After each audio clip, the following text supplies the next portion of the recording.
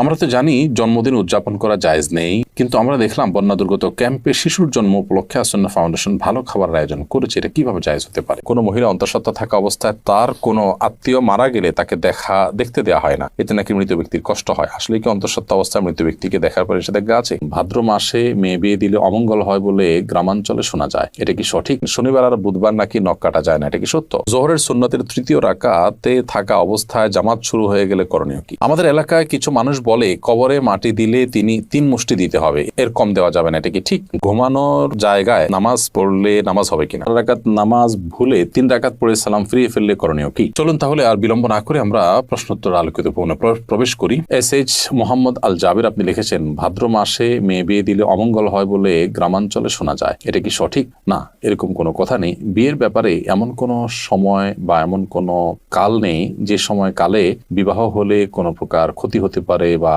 উপকার হতে পারে। বিবাহ সব সময় করা যায় এমন একটি বিষয়। শুধুমাত্র হজের এহরামরত অবস্থায় বিবাহ বন্ধনে আবদ্ধ হওয়া নিয়ে ওলামা ইকরামের ভিন্ন মত আছে। একদল ওলামা ইকরাম জায়েজ বলেন, অন্য দল ওলামা ইকরাম না জায়েজ বলেন। তবে এর বাইরে অন্য বছরের অন্য কোনো সময়, রমজানের বাইরে, কাটা চাঁদ বলে আপনার জিলহজ মাসে, কোরবানিদের মাসে, সে মাসে, কিংবা এই ভাদ্র মাসের কথা আমি নতুন জানলাম, তো এরকম কোনো মাসে বিয়ে করলে কোনো অমঙ্গল হয়, মঙ্গল হয় এরকম মনে করলে সেটি কুসংস্কার এবং বেদাত হবে। এ ধরনের কুসংস্কারের জন্য বিশ্বাসী হওয়া যাবে না। এমডি মুস্তাফিজুর রহমান লিখেছেন, তেলাওয়াতের সেজদার বিধান কি? যদি সেজদা না করা হয় তাহলে কি গুনাহ হবে? ভাই মুস্তাফিজুর রহমান, তেলাওয়াতের সেজদা দেওয়া ওয়াজিব। আপনি কোরআন কারীমের সেজদার যে আয়াতগুলোতে সেজদা বিষয়ক নির্দেশনা রয়েছে এবং তার পাশে সেজদা লেখা আছে, এগুলো তেলাওয়াত করলে আপনাকে সেজদা দিতে হবে।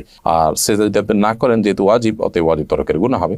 আমাদের এলাকায় কিছু মানুষ বলে কবরে মাটি দিলে তিনি 3 মুষ্টি দিতে হবে, এর কম দেওয়া যাবে না, এটা কি ঠিক? না, এরকম কোনো বাধ্যবাধকতা নেই যে কবরে মাটি 3 মুষ্টির কম দেওয়া যাবে না, দিলে গুনাহ হবে এমন কোনো কথা নেই। কবরে মাটি আপনি 3 মুষ্টি, 5 মুষ্টি, 7 মুষ্টি, 6 মুষ্টি যা খুশি দিতে পারেন, এমনকি মুষ্টিতে দিতেই হবে এমন কোনো বাধ্যবাধকতাও নেই। আপনি কোদাল দিয়ে দিতে পারেন, অন্য কোনোভাবে দিতে পারেন। মৃত ব্যক্তিকে দাফন করা ফরজে কিফায়া। সমাজের কিছু মানুষ যদি সেটি করেন, সবার তরফ থেকে সেটি আদায় হয়ে যায়। অতএব মৃত ব্যক্তিকে দাফন করার এই কাজে আপনি শরীক হলেন, একটু মাটি দিলেন, এটা সবের কাজ, সেটা আপনি করেন। বাট আপনার এটা মাথায় রাখা দরকার যে 3 মুষ্টি দিতে হবে এরকম কোনো বাধ্যবাধকতার কথা কোরআন বা সুন্নাহর কোথাও বলা হয়নি। হাসানুল সিয়াম আপনি লিখেছেন, শুনেছি কেউ নেশাগ্রস্ত হলে 40 দিন ইবাদত কবুল হয় না। এখন প্রশ্ন হলো, কেউ নেশা করার পর 40 দিন না হওয়ার আগেই যদি তার ভুল বুঝতে পারে এবং তওবা করে ফিরে আসতে চায়, তবে কি সে ইবাদত করতে পারবে? প্রথম কথা হলো, ইবাদত তো করতেই হবে তাকে। পারবে মানে কি? ইবাদত করতে শুধু পারবে না, ইবাদত করাটা তার জন্য আবশ্যক। 40 দিন ইবাদত কবুল হবে না এই ভেবে তিনি যদি 40 দিন নামাজ পড়া বাদ দিয়ে রাখেন, তাহলে তো ডাবল গুনাহ হবে তার। কবুল না হওয়ার 2টা অর্থ আছে। একটা অর্থ হলো যে বিশুদ্ধই হবে না, আরেকটা হলো যে ইবাদত করেছেন সেটা কাগজে কলমে বিশুদ্ধ হয়েছে, বাট আল্লাহ তাআলার কাছে সেটা অ্যাকসেপ্টেবল হবে না। তো এখানে নেশাগ্রস্ত হলে 40 দিন ইবাদত কবুল হবে না মানে দ্বিতীয়টা উদ্দেশ্য, অর্থাৎ আপনি সঠিকভাবে যথাযথভাবে করে থাকলে আপনার নামাজ হয়ে গেছে, বাট আল্লাহর কাছে সেটা কাউন্টেবল হবে না, অ্যাকসেপ্টেবল হবে না। এখন প্রশ্ন উঠতে পারে, আল্লাহর কাছে অ্যাকসেপ্টেবল না হলে করে লাভ কি? উত্তর হবে যে আপনি করে দায়মুক্ত হলেন, অন্তত আপনাকে আল্লাহ নির্দেশ করেছেন, নির্দেশ পালন করেছেন, সে কাজটা অন্তত হয়েছে।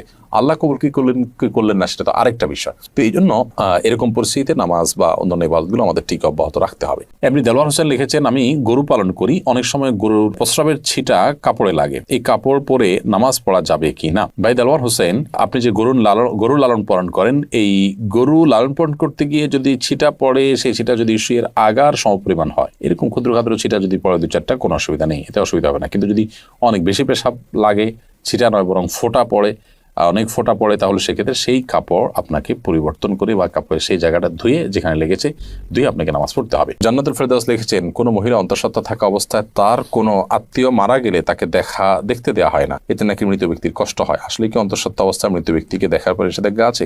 সম্পূর্ণ ভিত্তিহীন এবং কুসংস্কারের জন্য কথা। অন্তঃসত্ত্বা থাকা অবস্থায় অনেকগুলো কুসংস্কারের কথা আমরা জানি। এটা কাটা যায় না, সেটা কাটা যায় না, তারপরে চন্দ্রগ্রহণ হলে বাহির হওয়া যায় না, তারপর এই যে আরেকটা নতুন করে শুনলাম যে কোনো আত্মীয় মারা গেলে তাকে দেখা যায় না। একেবারেই ভিত্তিহীন কথা। আপনি যাদেরকে জীবদ্দশা দেখতে পারতেন, মৃত্যুর পর তাদেরকে দেখতে পারবেন। ধরুন আপনার শ্বশুর মারা গেছে, তো আপনি তাকে দেখতে পারবেন, যার সাথে আপনার দেখা দেওয়া যায় তাকে আপনি দেখতে পারবেন। অন্তঃসত্ত্বা হওয়া বা না হওয়ার কোনো সম্পর্ক এর সাথে বা এর কারণে কোনো পার্থক্য বিধানের ক্ষেত্রে হবে না। জোহরের সুন্নতের তৃতীয় রাকাতে থাকা অবস্থায় জামাত শুরু হয়ে গেলে করণীয় কি? জোহরের সুন্নতের তৃতীয় রাকাতে আপনি আছেন, এমন অবস্থায় জামাত শুরু হয়ে গেলে আপনি আরেক রাকাতের সাথে প্লাস করবেন এবং তাড়াতাড়ি সেটা শেষ করে জামাতে শামিল হয়ে যাবেন। যাবেন, এক্ষেত্রে নামাজ ভেঙে ফেলবেন না। এটাই হলো ফোকায়ে আহনাফের মত এবং এটা অধিকতর শক্তিশালী। আল্লাহ সুবহানাহু ওয়া তাআলা বলেছেন কোরআনে কারিমে, লা তুবতিলু আমালাকুম, তোমরা তোমাদের আমলকে বাতিল করে দিও না, নষ্ট করে দিও না। যদিও হাম্বলি মাযহাবের উলামা ইকরাম অনেকেই বলেন যে এরকম পরিস্থিতিতে আপনি নামাজ ছেড়ে দিয়ে জামাতে শামিল হবেন, কারণ নবী করিম সাল্লাল্লাহু আলাইহি ওয়াসাল্লাম বলেছেন, ইযা উকিমাতিস সালাতু ফালা সালাতা ইল্লাল মাকতুবা, যখন ফরজ নামাজের একামত হয়, একামত হলে তখন ফরজ নামাজ ছাড়ার কোন নামাজ পড়া জায়েজ নয়, যার কারণে আপনি সেটা ছেড়ে দিবেন, এরকম মত তারা দিয়ে থাকেন। মূলত এই হাদিসের আরেকটা ব্যাখ্যা হতে পারে, সেটা হলো যে যখন একামত শুরু হয় তখন আর ফরজ নামাজ অন্য কোনো নামাজ নয়, অর্থাৎ অন্য কোনো নামাজ শুরু করা যাবে না। কিন্তু শুরু করা নামাজ যে ভেঙে ফেলতে হবে সেটা কিন্তু এখান থেকে পরিষ্কার বোঝা যায় না, অর্থাৎ এটার একাধিক ব্যাখ্যা হওয়ার সুযোগ আছে, বিধায় এটা দিয়েই চূড়ান্তভাবে প্রমাণ করা যে নামাজ ভাঙা যাবে সেইটা সঠিক নয়। এমনি আমজাদ হোসেন আপনি লিখেছেন, ঘুমানোর জায়গায় নামাজ পড়লে নামাজ হবে কিনা। যে জায়গাটা আপনি ঘুমিয়ে থাকেন বা শুয়ে থাকেন বা যেটা আপনার শোবার ঘর, শোয়ার জায়গা, সেখানে নামাজ পড়েছেন, যদি পবিত্র হয়, পাক হয়, নামাজ হয়ে যাবে, কোনো অসুবিধা নেই। তবে নামাজের যাতে মনোযোগ থাকে সেরকম জায়গা থাকা উচিত। ধরুন সেখানে ঘুমানোর জায়গা, সেখানে হয়তো কালারফুল নানা বিছানা টিছানা আছে, সেটা আপনার মনোযোগ নষ্ট হতে পারে, এরকম হলে সেখানে বিছানা বিছিয়ে নেবেন, জানামাজ বিছিয়ে নেবেন, বা এমন কিছু বিছিয়ে নেবেন যে আপনার মনোযোগকে নষ্ট না করে। মতুল্লাহ আফরোজ আপনি লিখেছেন, শনিবার আর বুধবার নাকি নখ কাটা যায় না, এটা কি সত্য?